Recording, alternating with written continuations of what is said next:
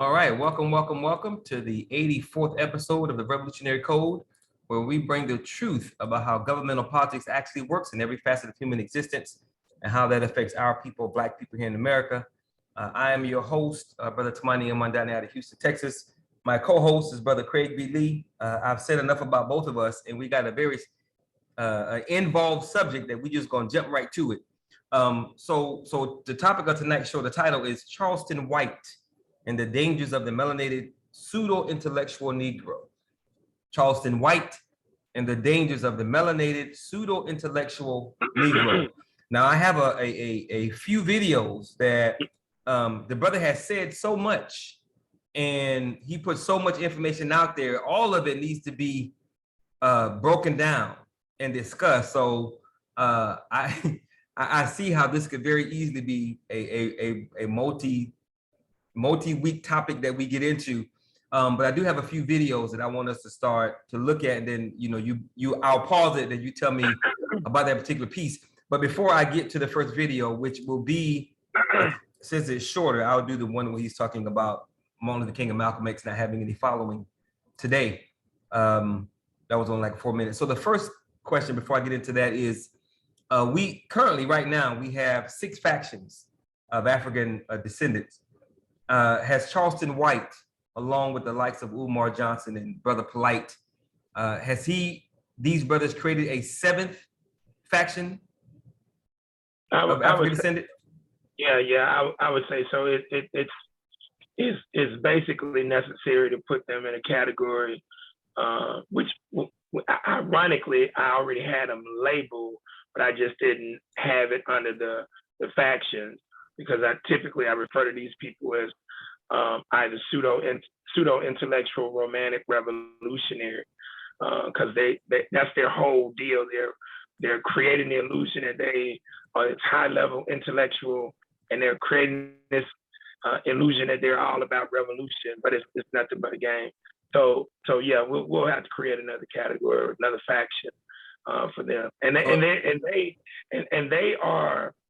they are the most dangerous of other than the melanated Negro savages. I actually put them even more dangerous than the melanated Negro savage, because these entities help to create the ignorance, the apathy, the pessimism, and the cynicism with the melanated Negro, and having them come over into the fold of being a melanated Black person, because it's just all rhetoric. And those people who are trying to break out and come into enlightenment, they are using their voice to keep them in a state of apathy, ignorance, and do-nothingism. I mean, so they're dangerous. I'm glad you said pseudo-intellectual, because I was going to ask you, and I'm glad you mentioned it. So as of right now, let me say, just for the record, as of right now, you label them as pseudo-intellectual, romantic revolutionaries. Say it again. Yeah, romantic revolutionary. Okay, cool. All right, so why do we say pseudo-intellectual? Because they're not actually intellectual. What they're saying, when it's not challenged, sounds good. Mm-hmm. When you can't produce actual logic, and it cannot be vetted right there on the spot, it sounds good. Yeah. But at the end of the day, when you now put it up for analysis, as we're going to do tonight, that's what now takes them into the category of pseudo. They sound good, but when you have to now break this down with the WH formula and ask who, what, when, where, why, and how, and do a critical analysis of what they're saying, I mean, they're not saying much. And that's a good point. That's a good point, because I mentioned this to you before. It's interesting how all of these the people who are interviewing him, they don't have anything. Their rebuttal, if at all, is so weak that it sounds like he is, he might be intellectually superior and his information is all that. Because these people don't have any pushback at all Yeah. to what he's saying, which is really amazing and sad. They're in. So you got all of these people. Think about it like this: you got all of these people who are doing so-called podcasts, and they know very little. Mm-hmm. And so they're trying to. Everybody is trying to put their spin on something. Yep.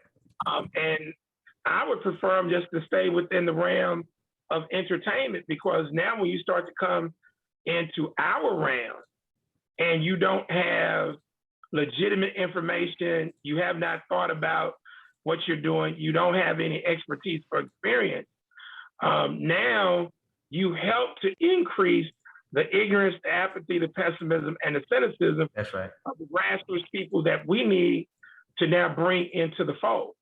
And so when they don't see anything going on, i.e.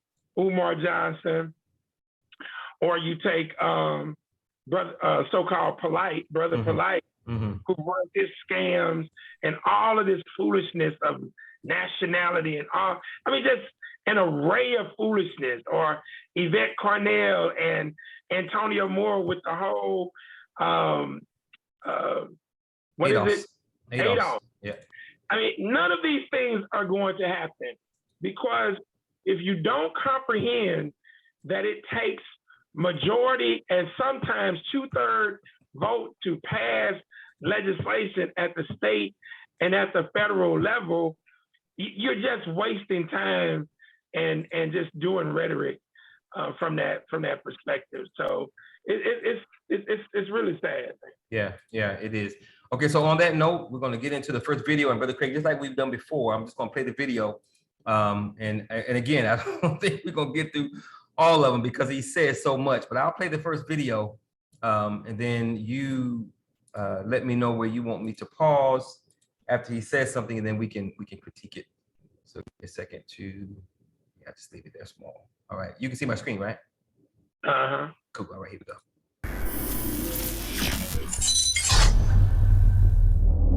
Well, the man that got killed, the situation that you were in 30 years ago, he has family members. Yeah. He had a mother, a father that may or may not have been alive at the time. Was he an older man or a he was a young man, guy. or? Yeah, he was in his early 30s. He was like 31.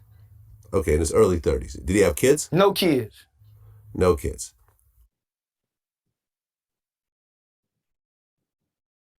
Siblings? Oh, yeah, he had a sister.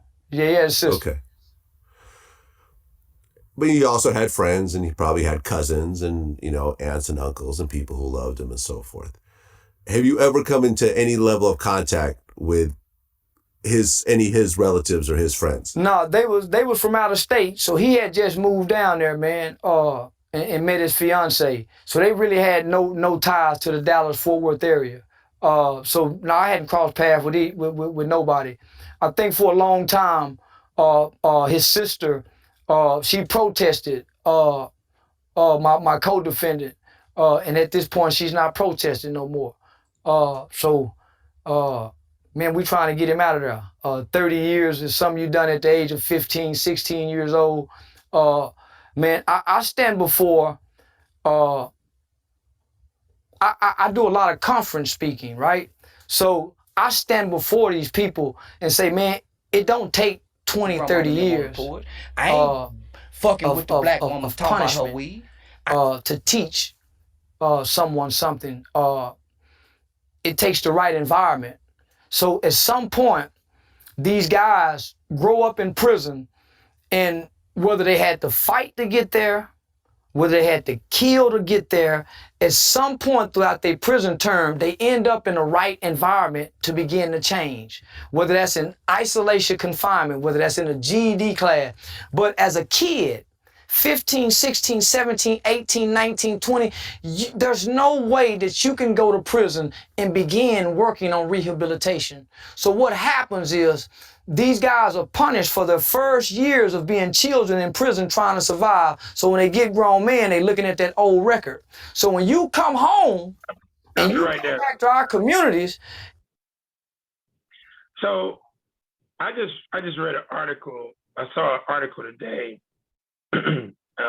about something that he's directly talking about. And it's almost the same exact situation. There's a case down in South Louisiana. Brother was murdered a month and a half ago down in South Louisiana. He was like 31, father of 6 children. He was murdered by a 14-year-old. Okay. The bond for the 14-year-old is $15,000, which all he'll have to pay is about 12% of that $1,600. And they're looking to try him as a juvenile. Now I want you to listen to what this dude is saying. You have murdered someone, and now you want us to have sympathy for the juvenile who doesn't want to listen, who doesn't want to follow directions, who wants to be a gangster, who wants to do all of these things.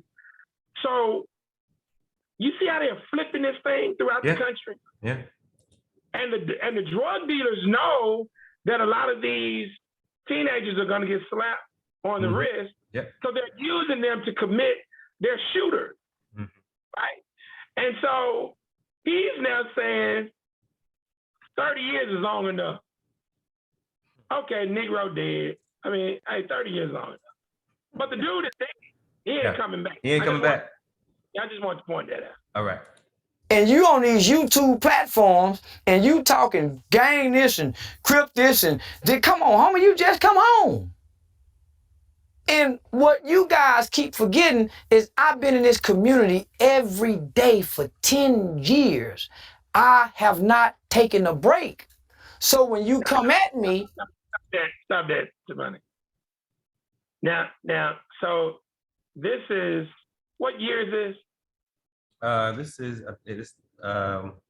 shoot, where's the year? I don't see the year. Or 7 months. Well, this person commented 7 months ago, so it had to be like the latter part of last year. Yeah. So last year. So he's been involved I'm just going based on what he's saying since 2011. And I sent you the video. I don't know if you're gonna show it. What he used to look like. Yeah. Yeah. All right. I'm saying, man, where y'all been at? When I wasn't talking like this, when I wouldn't say this, when I wouldn't say the word nigga on no camera, I wouldn't say it publicly. I wouldn't offend white people. I wouldn't dare offend white people. I wouldn't dare offend black people. I was so articulate. But I see what we need. Like Tupac say, you peep the weakness in the rap game and exploit it. I sat back on this internet and I said, okay, how do Dr. King today wouldn't have a big following. Malcolm wouldn't have a big following. NBA Youngboy have a big following. See, this dude, because he has a little intellect and pseudo-intellectual, he now believes becoming a buffoon while speaking of some truth is how you do this. Now, he says he speaks at conferences. All these people got to do is play this information. And now, so what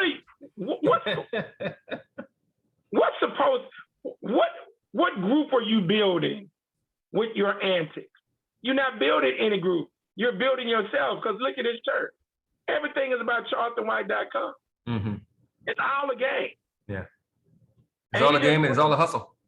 It's all a hustle, man. Yes, sir. Following. Dirk have a big following. So if you want the ears of those people, how do you get that? You talk like them, you look like them. So that's why Don Dirk and his elder crew of growth and development men have such a hard time reaching the youth. They don't have their ears. Guess what? Charleston White came in and got their ears talking like the old Southern grandmother and grandfather. Shut up, boy! If you don't get your dumb ass out of here asking them. My grandparents didn't speak that way, by the way. Yeah, and he doesn't have that yet. Yeah. There are people who are his age, 50-something, who are listening to him in their 30s and 40s, listening to him, and most of them don't agree with most of what he says, but they are rolling with the foolishness because it's like just outlandishly saying things, and because he's attacking the gangbanger, the drug dealer, things that they want to say they're not saying. He's doing it, but he's doing it with the protection of law enforcement.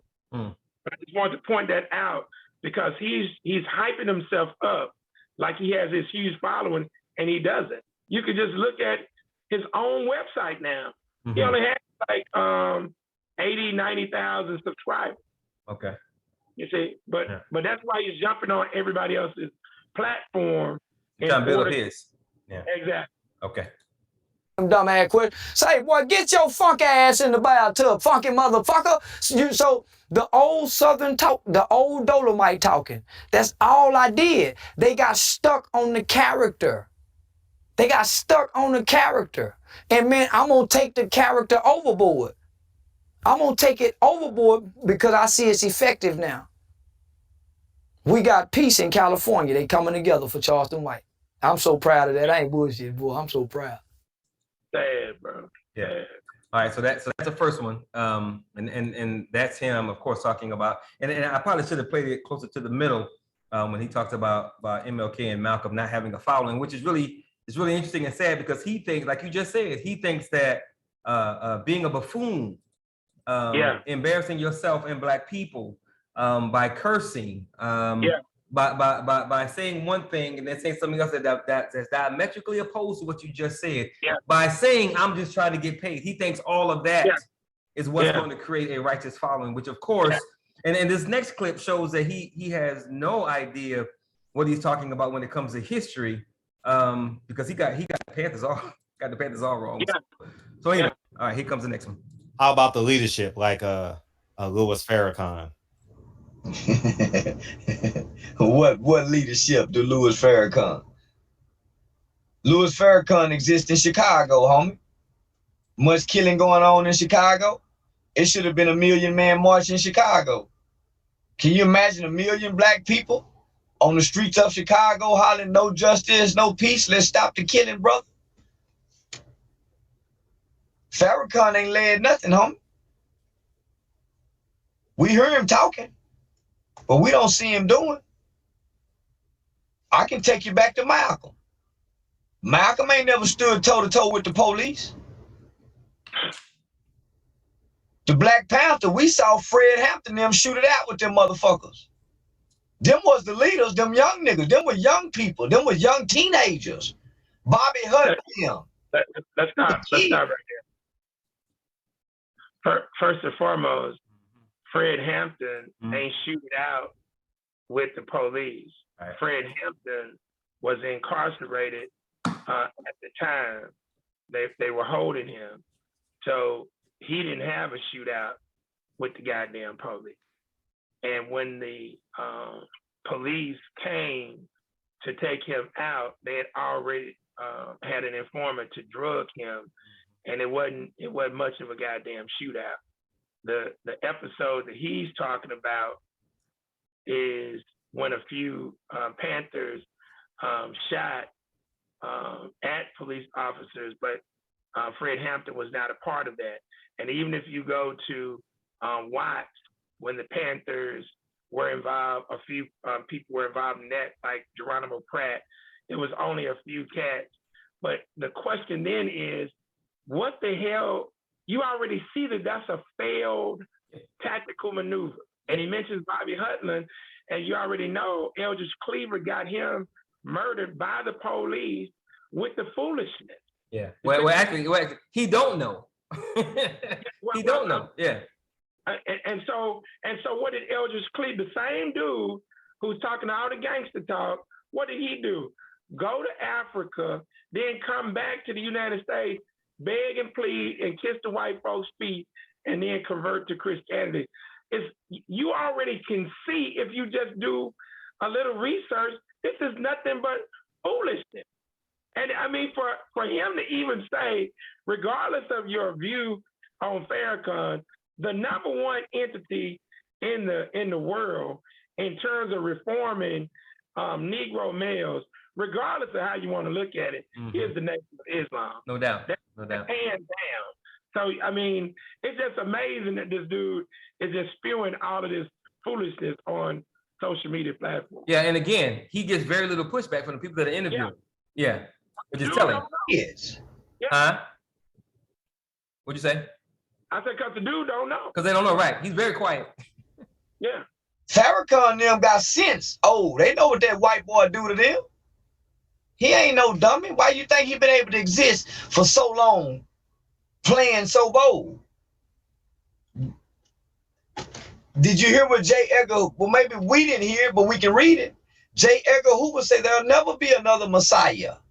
That includes Farrakhan. Unless they create it. You see they took the platform from him, he can't speak. Gaddafi told him, say, come over here, man, I got some money for, he didn't go get that money. So think about that. They take Farrakhan's platform, so he's not able to speak, but they're allowing you to speak. Right. Yeah. Based on what you just said. So are you the puppet that they're controlling? This is what the 21st century, one of the versions of the 21st century counterintelligence program, and it's that guy right there. I can dig it. Money from Gaddafi. We don't have no leaders, homie. Tupac was the leader. Tookie Williams was the leader. Monster. Oh yeah. Let him finish this tirade. I know what. Yeah, let him finish, because this is absolutely ridiculous. Cody was the leader. Them niggas that run them gangs is the leader. The nigga that's selling dope is the leader. Indian Young Boy is the leader. Yeah. Lil Durk is the leader. Farrakhan ain't no leader. All right. What were you gonna say? Brother, to even hear this type of stupidity, brother. Yeah. To hear this kind of stupidity, brother. And so 1 minute, so see, now you've totally contradicted yourself, because 1 minute you say you're going after the rapper and the drug dealer.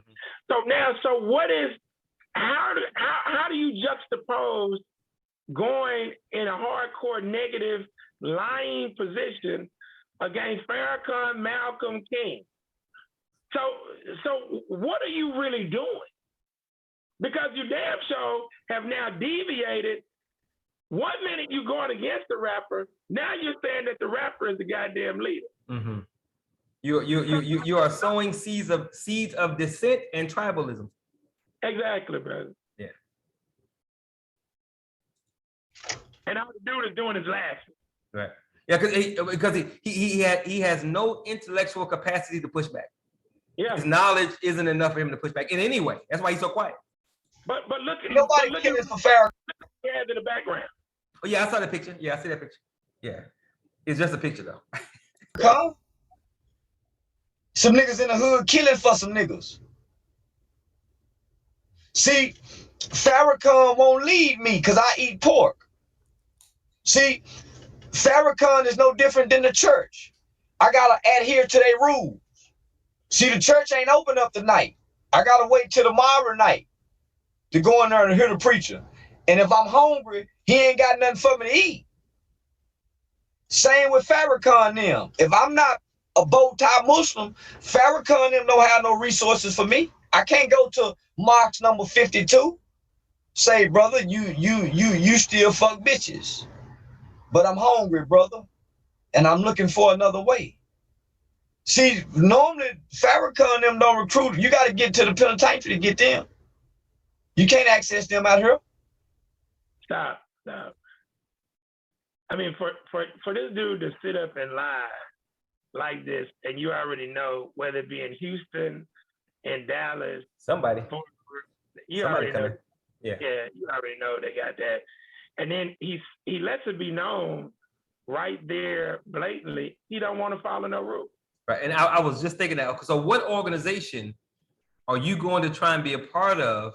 You want their help, but you don't want to follow no rules. What organization has no rules? It's crazy, brother. It's ridiculous. It's mama and them, homie. In them courtrooms. It's mama and them holding on to them Bibles in them courtrooms, praying to their God. We go down there and hear them Farrakhan niggas, and they sound good. But when I go to that visitation room, I don't see Muslim niggas visiting Muslim niggas. I don't see Farrakhan with no trust fund set up for Muslim brothers. I don't see Farrakhan with no reentry programs. We ain't got no leaders. How you gonna lead me, nigga? And my daddy didn't lead me and guide me. A son can do nothing but what he see his father does. Farrakhan them can't lead no fatherless boy. The preacher can't lead him. Faith comes by hearing. And our young people ain't sitting up listening to Farrakhan. They listen to NBA Youngboy, talking about his relationship with his mama and his pain. That's who they connecting to. Those are the leaders. And the NBA Youngboys, they mimicking the street niggas. Right? So the children are mimicking and listening to the rappers, and the rappers are mimicking the street niggas. Ain't nobody mimicking Farrakhan now. So I reject them. They had their day. He had his day, homie. He didn't put no hits on no police. They ain't do none of that. They didn't do like them real Muslims, took no planes out the sky and run them into no buildings and let the white boy know just how serious we is about our religion. So they ain't the real motherfucker. I don't want them niggas. Give me them Black Panther niggas that was shooting out, them Chicago Black Panthers, them California give me them niggas. Damn. Give me them niggas, man. Yeah. They got a little better understanding than the rest of anybody else throughout history that we done studied and looked at. Them niggas that understood that white boy's language, spilling blood. So stop right there, Tomato. Whenever I hear fool say this kind of foolishness, the first question, and I did this to Judge Joe Brown when we were on a radio program, and I asked that Negro, I jacked him up because he was talking. He disrespected Judge Joe Brown, disrespected Fred Hampton. He hated Fred Hampton. He loved, in his mind, Geronimo Pratt, Bunchy Carter, and that LA group. Right. So this dude made a statement similar to this fool here by saying more if brothers were real men, there'd be more of us dead right now because we would have stood up. They would have stood up to the police. So when he was making that statement, he didn't see what he was doing to himself. Because that's obvious. That's the first thing that comes to mind. Why you alive? Exactly. That's exactly what I said. I mean, I went off on this punk ass. Just like I go off on this punk ass Negro talking this foolishness right now. Wow. Now, you want other people to go kill. Why you ain't goddamn killing? That's right. Why are you here? Yeah. I mean, just listen to this foolishness, man. Keep on going, man. And they was young babies. They were young children, young adults, 17, 18, 19, 20, 21. The Muslim niggas, they old. So that's the difference, my nigga.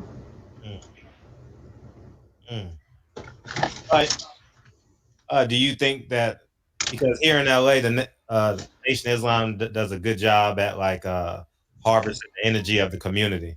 Man, when I lived in LA for a year and a half. The Nation of Islam don't speak out against gang banging. In 50 years of the Crips and Bloods existing, the Nation of Islam have never spoke out and stood against them. That's a huge lie. Wow. They done more killing than the Ku Klux Klan. How in the fuck the Nation of Islam in California done something and they ain't never stood toe to toe with them Crip and Blood niggas? Wow. When you serious about your race, them niggas get it too. Don't nobody get a pass, nigga, for hurting us. So I saw the Nation of Islam niggas with a red and blue bow tie. I reject red and blue, homie. They kill niggas. They ain't never killed the Mexicans. They ain't never killed the Ku Klux Klan. They ain't never killed the skinhead. They ain't never killed the Italians. They ain't never killed the Jews. They ain't never killed the police. Crip and Bloods only kill black people, so I reject them. And didn't he just say Tukey Williams was a leader? Exactly. I reject the Muslim because the Muslim won't ever say nothing about the Crip and Blood killing each other. These niggas wipe out black mothers' children. And the Nation of Islam in Chicago, the Nation of Islam in California have been mute to gang violence. And when I was walking up and down the street, I saw them on, what was that? It was Imperial. Imperial, yeah, Imperial. That nigga was selling bean pies. They wasn't doing nothing in the community. They not creating food programs, youth development programs, anti-gang cognitive intervention programs. They're not doing none of that, homie. It's all game. And it's a cult. I don't want nothing to have to do. I want God for myself. So, homie, I lived in LA. So I can tell you when I was in LA, I seen them on the same corner every day, selling bean pies. And them niggas was still killing in LA. And them niggas you never hear them speaking out against it. You never hear them condemn gang killings. You never hear them condemn gang violence. Never. Never. So they just as fake as any other motherfucking church or shit talking drunk nigga on the corner to me, homie. Pound for pound boxing said, bro, speaking facts. Salute. Hit the like button. So let me. All right. That's cool. Let me get to this last, and this last one got a bunch of stuff in it. It got a bunch of stuff in it. Let me get to the last one. Because this is the one that I'm like, man, this guy says so much. Of course, we're not gonna get through this one because it's just long. But we'll get through what we can, and if we want to come back for part 2, we can do that. Give me a second to share this one. This is the one here. All the extra additional talking shit around that it's the tough shit. It's the tough. You do the tough shit, then say you gonna call the police. Listen. I don't talk tough. I say I'm gonna call the police from the beginning. But you can't listen. You can't hurt me for what I say. Yeah. You're listening to Big Facts with Big Bank and DJ Scream. Live from First Class Sounds, you know who it is, DJ Scream. Big Bank is here, Baby J is here. It's time for Big Facts, and our special guest today is Charleston White. He is here to chop it up and speak his truth on Big Facts. What's up, my brother? How you feeling today? I'm feeling good, man. You feeling good? Yeah. So talk to us about, you said you brought Charleston White, the man, not the character today? Yeah, I left the character, man. The man showed up. Okay, so we got to start. We got to start right there. That mean I'm vulnerable. That mean I'm open to people to ask me questions about Charleston. Okay. So that mean I gotta be honest. But what's the difference? The difference is between Denzel Washington and the nigga he played on Training Day. So I don't believe none of us are who we are on the internet, who we are in person. Even the things we post. We're not that poetic. All them niggas that post that poetic shit. Remember, what's that nigga name that got caught cheating on his wife, but he posted all the great shit that the women love. Yeah, he wasn't none of that shit he was on the internet. I understand roles and characters. So we all play roles, right? Even when we're playing husband and wife, those are roles. Mother and father, those are roles. Neighbors, those are roles, right? So throughout the day, man, we playing roles. So no, nigga, I realize the internet is a stage. Take her to the beginning of the Charles. The beginning is when I came to the internet, I had just transitioned from a life of crime, right? Being submerged in the criminal elements of our society, as most young black men are during their 20s, trying to find an identity, right? So when I started having children, when I had my son around like 26, 27, maturity playing a part, right? Brain development plays a part at this time in life.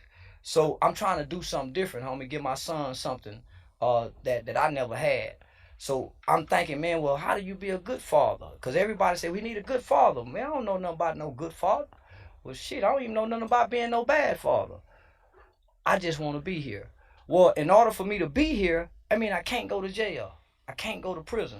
So my ultimate goal in life was just to be present for my son. And so that means I was willing to be a hoe ass nigga. So when you lead the homies to not want to do the things the homies do, then sometimes they call you a hoe ass nigga.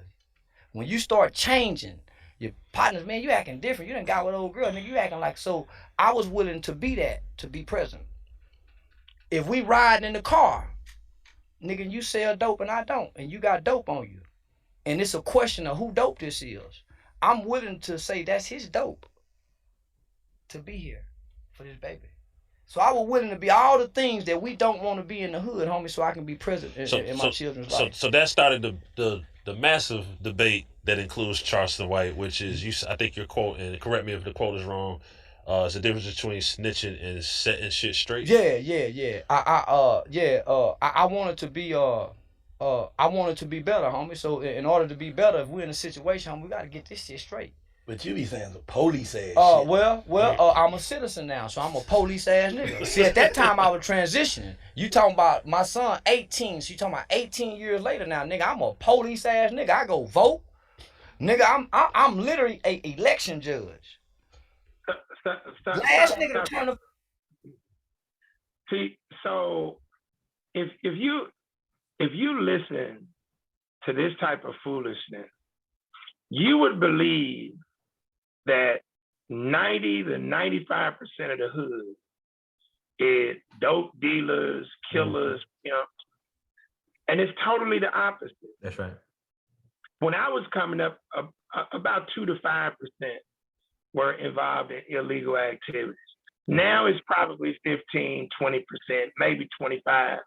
But the vast majority of the hood, they get up and go to work every single day. They get up and make things happen. And then the funny thing about this dude, he wants to create this illusion that he's been to prison. Mm-hmm.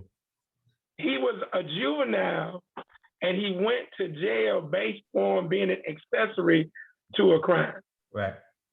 He wants to create this illusion like he was this major criminal.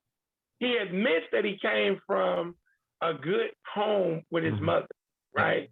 And so when I wish you had the clip to show, and you need to just, we don't need to really go through this one live. If you can find the one where he really started speaking intelligently, sure, so that they can see the contrast and the game that this dude is playing. So he has admitted he wants to play a game like the drug dealers, like the rappers, like all of the entertainers.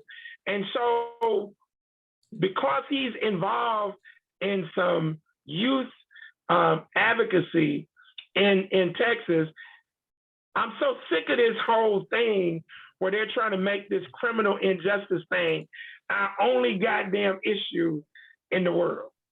Like criminal justice and prison reform. This is like our number one issue. It ain't our number one issue, bro. It ain't even top 5, to be honest with you. It ain't even top 5.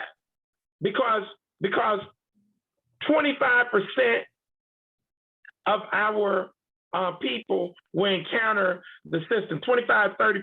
Let's just say, put it at 30, 35%. Well, 30, 35% are encountering the system. Don't that mean that 65 to 70% ain't encountering it? Or not? Right. See, we get caught up. One of the things I've figured out over these past several months doing dads on duty in the school, we get so caught up in putting so much goddamn focus on the savage children that the good children and those who are borderline, who could go either way, they're left alone. Mm-hmm. And all the focus is put on these damn children. And I asked the principal at Southwood, I'm like, wait a minute, why would you all go overboard a month and a half to 2 months before graduation for children who didn't want to come to class, who skipped school, why do y'all have this thing called the grinder?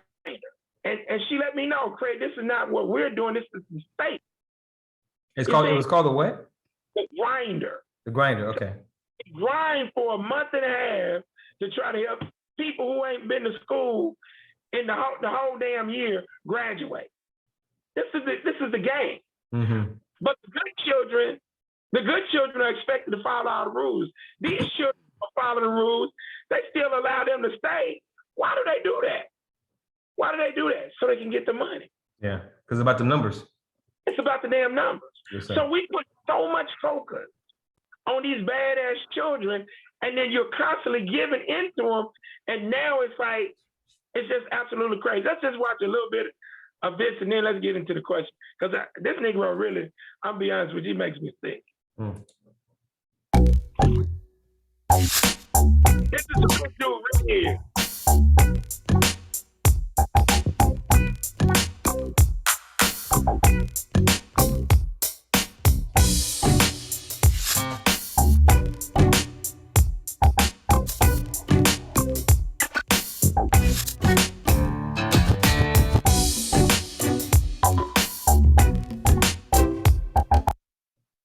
Hi, my name is Charleston White.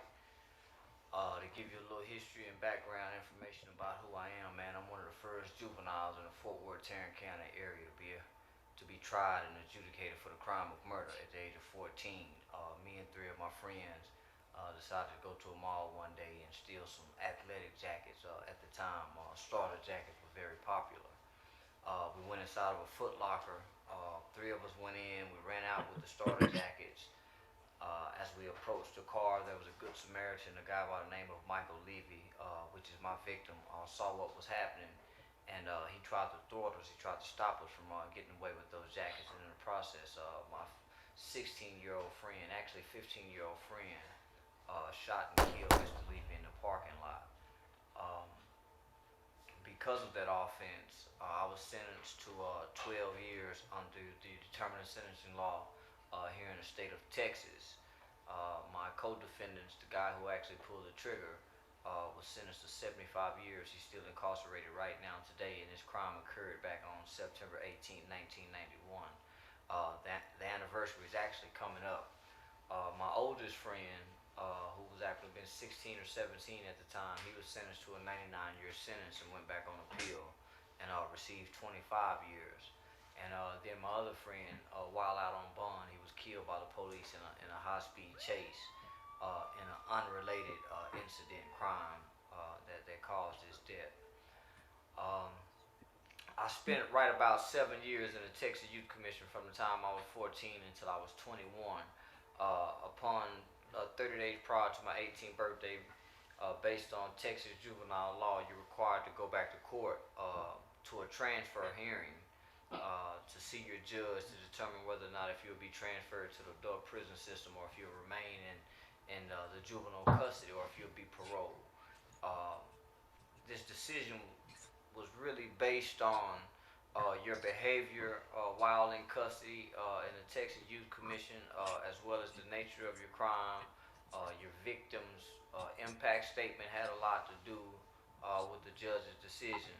And based on my behavior, the state recommendation was for me to be transferred to the adult prison system.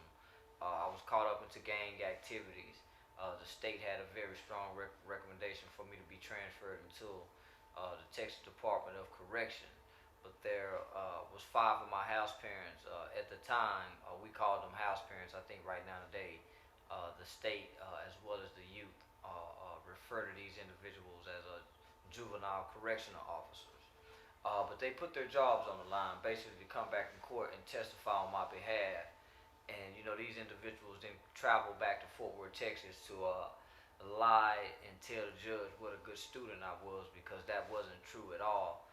They basically just came back to inform the judge the potential that they saw in me, and based on that potential and their testimony, my judge gave me a second chance at life and recommitted me back to the Texas Youth Commission.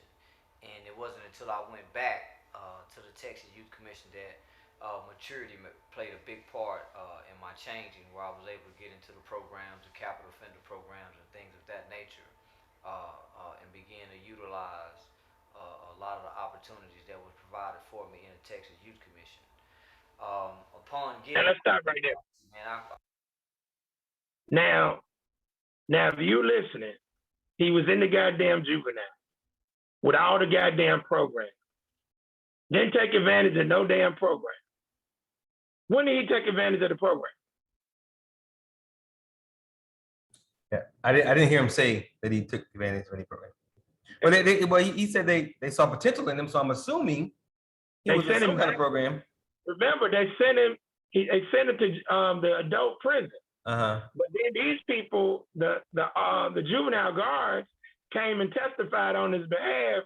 So now they sent him back to the juvenile detention. Mm-hmm. You see, and so now, because you see the adult prison, now you want to get your goddamn mind right. You see, but listen to how he's talking now. Yeah. You don't call this nigga, bitch, oh ho, I kill you. I mean, so now it's real dry. You ain't got to be dry in order to be on the internet. Mm-hmm.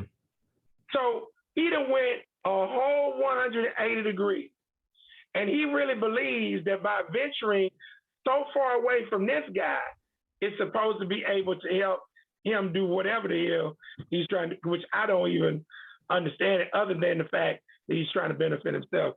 But anyway, that's all we need to look at. Well, he says later on in the other video that he's doing all of it to make money. Exactly. Yeah, he's just trying to get paid. Yeah. Yeah. While creating the illusion that he's really doing some work advocating for the youth. Yeah. and trying to stop gang violence. But you already know, in order for anybody to rock and roll like this dude is definitely rolling with law enforcement, and he makes a joke about it, but that's how he's rolling, because ain't no way he's going to be this reckless. But because now he goes to city council and he now gets an audience with the mayor to just talk about nothing, because the philosophy, system, and game of capitalistic white supremacy and racism ain't gonna stop just because you go and talk about juvenile injustice and all these subjects, man. Have you had an opportunity to research any of the things that he says he's done? Because he says he's gotten legislation passed.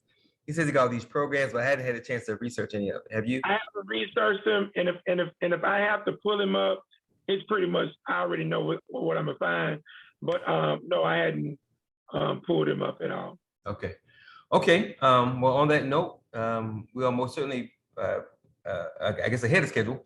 It's 9:50. We got 10 minutes, so I'm gonna open the show up to questions and answers. So, does anyone have a question or a comment for Brother Craig?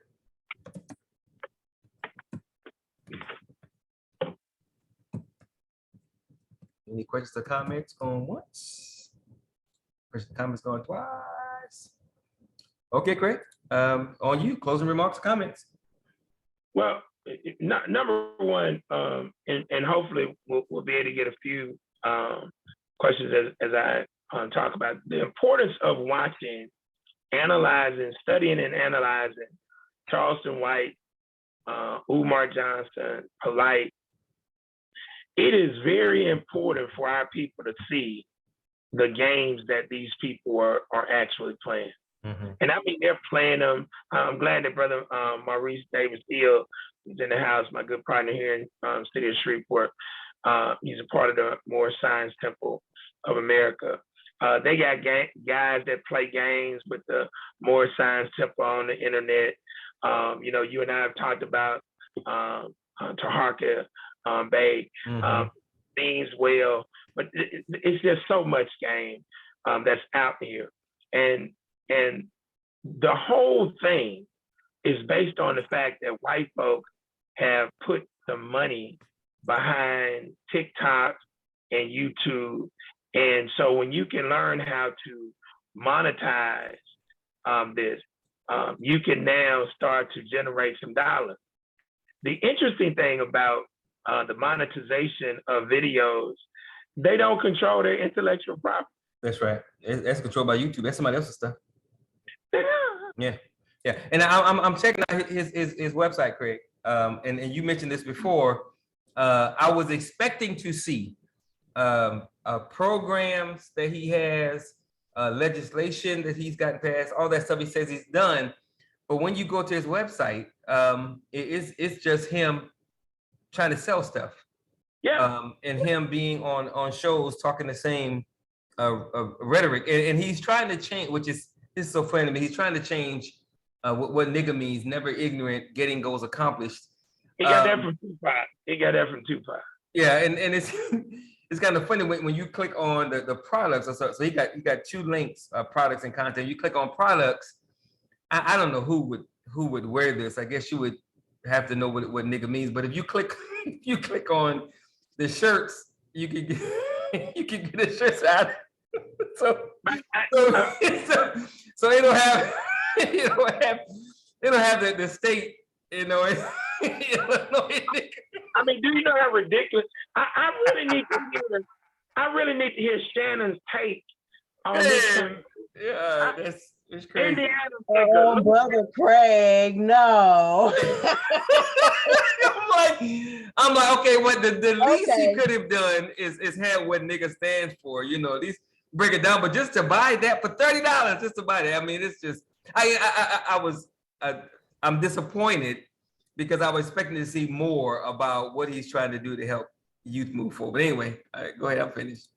I will just say this: from the time he started the first video, you went back to bacon. I mean, the way he was talking, he's not educated. I'm sorry, you sound like a whole fool.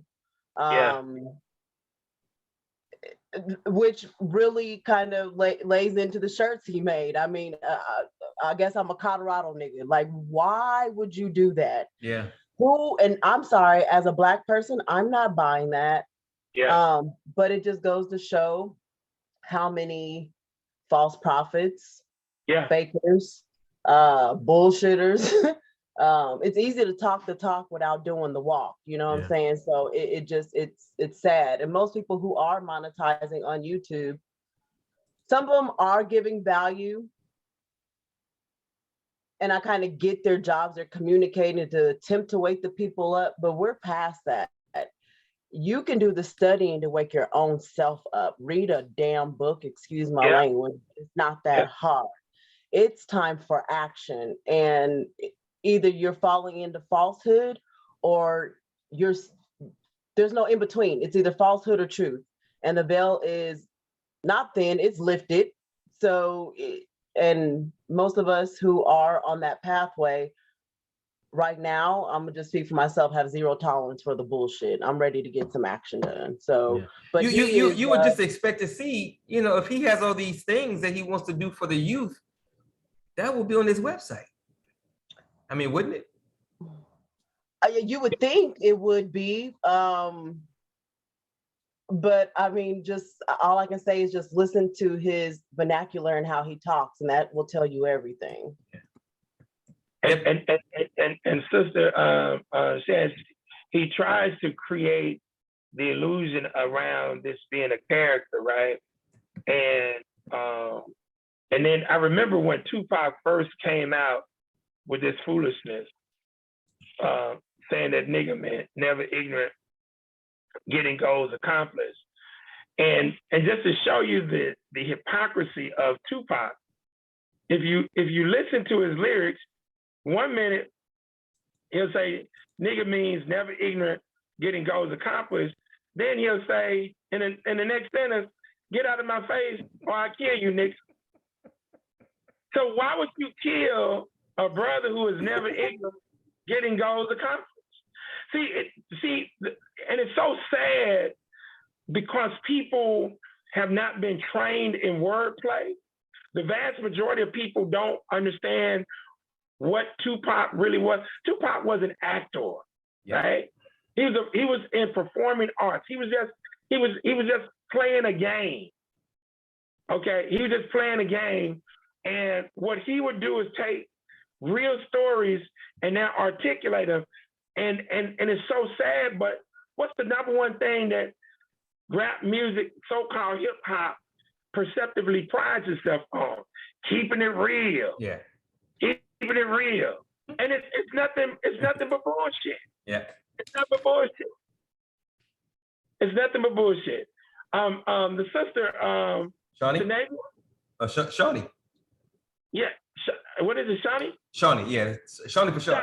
Yeah. Yes, sorry, I stepped out for a second. Yeah, it's Shawnee. You made a couple good comments in the chat. What were your comments? Hold on. I said this is the guy, I recognize his face.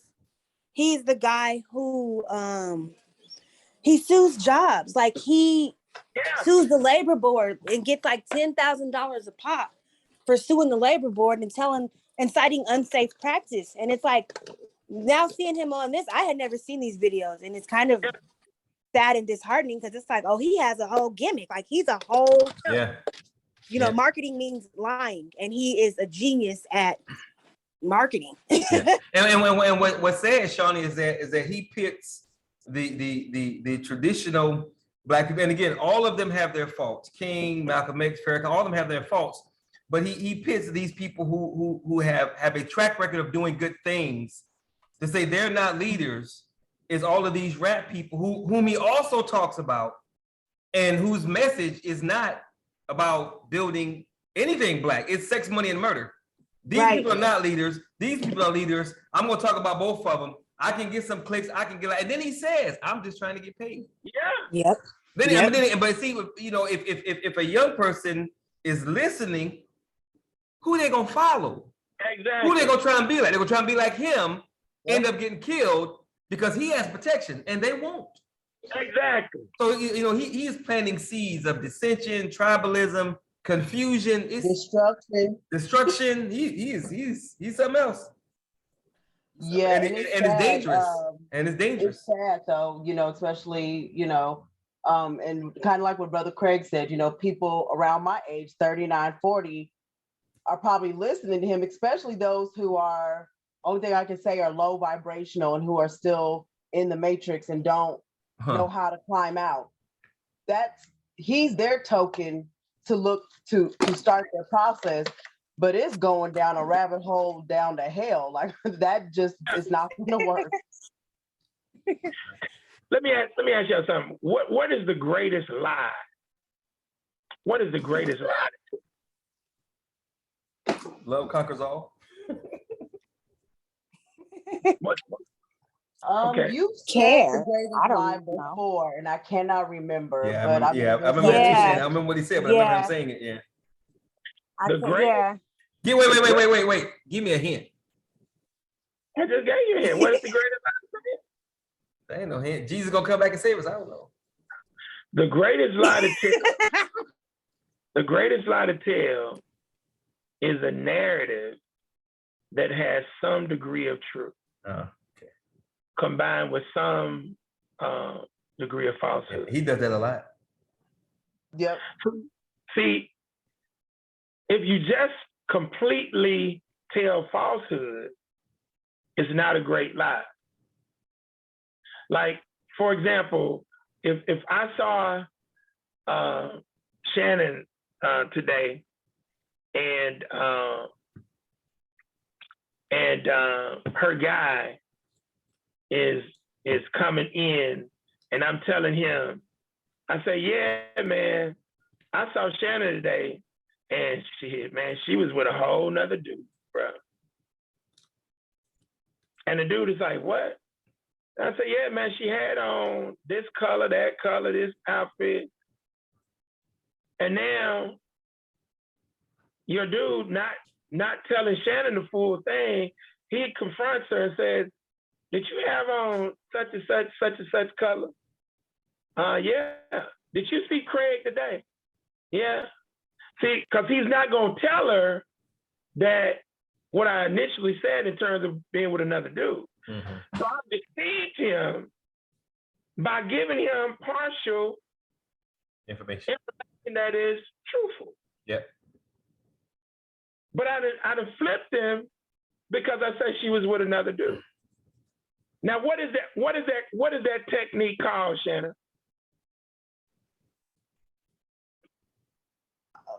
I mean, you roping them in, honestly. That is the technique of counterintelligence. Intelligence. That's how they played Malcolm. That's how they got this whole thing done.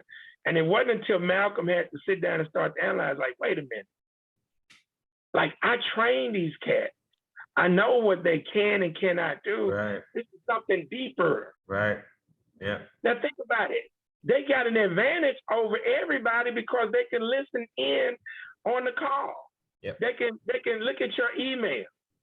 So y'all wanna know the secret to dissecting any lie or any potential lie, and it's real simple.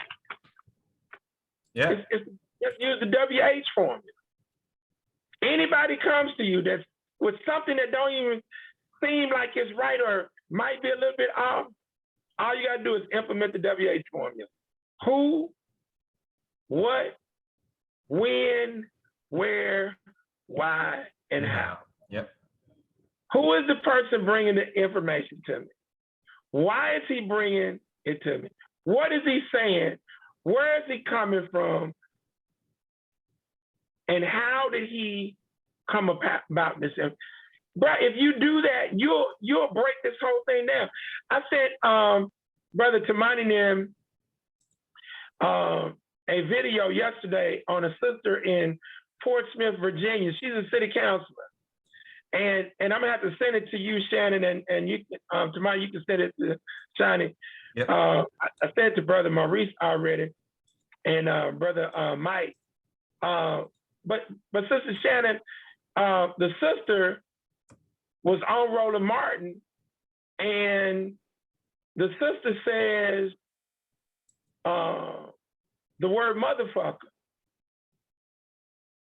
in public forum on the city council. And she caught herself initially. And she said, I'm mad at the mother. I said, ooh, I almost said it, but this is wrong, what y'all done did to this sister, and whoop the whoop, and I'm madder than a motherfucker. That's right, I said it, I'm madder than a motherfucker. And I love to go and analyze videos, because the first thing I ask is, why is she going off like that? What is the agenda? Because see, I know. And so she gave a clue in the initial clip, but she said, yeah, you did this, y'all did this to her. They fired the chick. She was the city manager and they fired her, but they promised her that they were gonna keep her. And so she said, and you did this on Delta Day? How dare y'all embarrass her in front of her sister? So what's the politics, Shannon? She caught herself in terms of the city council meeting, but behind the scenes, when she got comfortable with Roland and on another interview, she let it be known, something I pretty much already knew. The lady was her sorority sister. Mm-hmm. She was her sorority sister. So you say, well, Craig, what point are you getting to? She had an agenda, and that's what politics is. That's right, son. She had an agenda. And what is her agenda? What was her agenda? She the head Negro Delta in the world right now. He said, how do you know that, Craig? She went in the paint. When y'all see this, she went in the paint. I'm madder than a motherfucker. Yes, right, I said it. And people were egging her on. Now, Shannon, what would have happened if I said that or Brother Tamani said that in open public forum on a city council? Any brother saying that? Oh, y'all would have been the talk of the city. Definitely the talk of the city. Y'all, they would have definitely dragged you. And they would have probably started recall petitions, everything. Yep. Yeah. It's interesting that, I mean, you definitely have to see people in the light of day and at night, because sometimes it's two different energies, you know? There's a lot of good actors. I just was talking to somebody recently where they actually hire crisis actors. Yeah.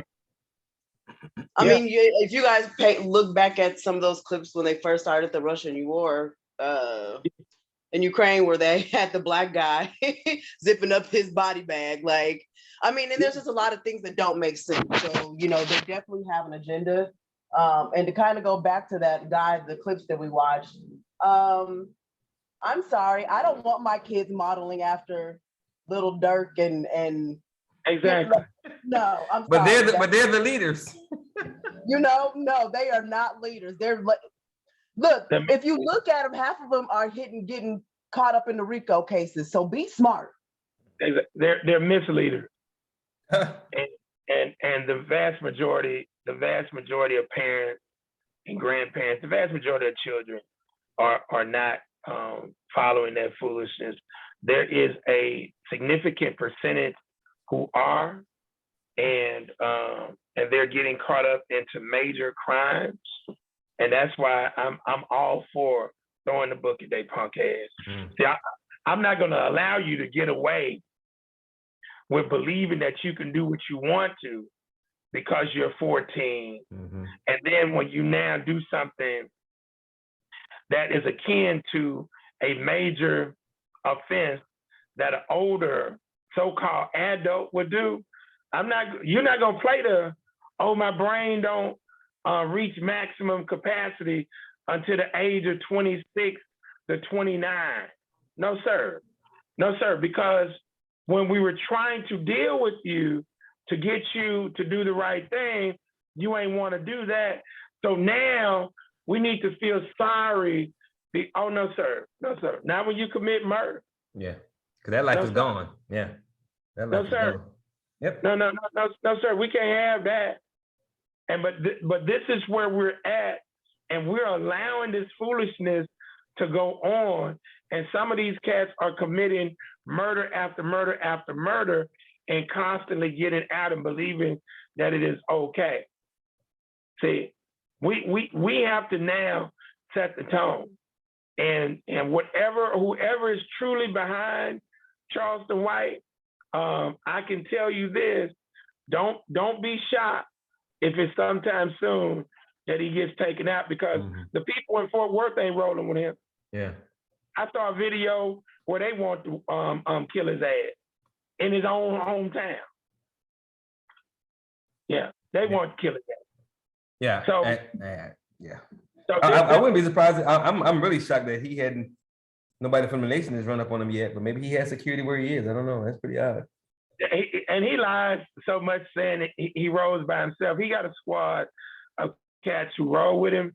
But I want you to know, anybody who implements this type of pseudo-intellectual, romantic, revolutionary bullshit in their city, they will get dealt with. Yeah. Because he ain't telling you that he's rolling with the police. He's kind of sort of telling you, but he ain't really telling you that he really is working with them for real, for real. Yeah. Yeah, he told on himself that he's the police.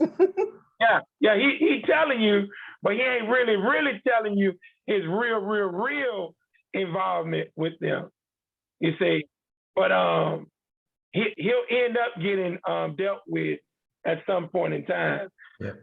But I want us to be cognizant of all of these things, and this is what we're having to deal with. So now we have a seventh faction, the pseudo-intellectual, romantic revolutionary, melanated Negro, and they are dangerous.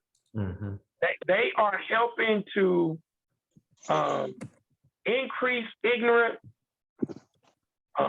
They're helping to mislead, misinform, disinform, which increases the apathy, pessimism, and cynicism, and it now makes people idle within the process. And see, they're giving him so much leeway that there's anything of significance in the country, legitimately, he talks about it. You got a plethora of Negroes that's gonna follow his automatically. To tune you out and tune him in automatically. Exactly. Yeah. That's yeah. That's what you got. Cool. Okay. But that's all I have, Brother T. We just need to be very cognizant of Charleston White, of Umar Johnson, of Polite, and all of these other entities, because it's strictly I, my, me versus us, I, we. Amen. All right. On that note, thank you guys for being here. I appreciate it. Always remember that no one can do everything, but if everyone does something, everything will get done. And lastly, of course, always remember that nothing is more sacred than the empowerment and freedom of Black people. Thank you guys very much. God bless. I'll see y'all next week. All right, brother. Peace.